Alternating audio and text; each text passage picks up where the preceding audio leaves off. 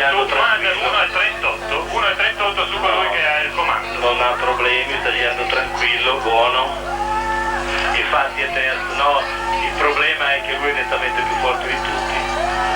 Terzo Passo intermedio alto. dietro a Ghedè e a Cisman. Quindi va via tranquillo, è il migliore intermedio di quelli che sono avanti di lui in questo momento, il migliore intermedio di Madre, il migliore intermedio di Maier, il migliore intermedio di Zurbriggen, va via tranquillo e si porta tranquillamente al traguardo per la 7ª vittoria. Nessuna difficoltà a questo livello, nessun cambiamento di ritmo, perfetto, senza nessun problema, 2 secondi e mezzo al secondo di ritardo.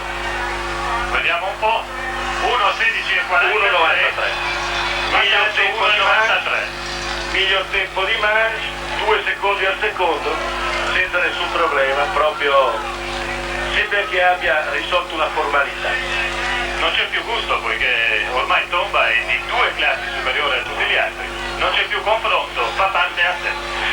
Tomba sembra lo Stenmark del 76, 77,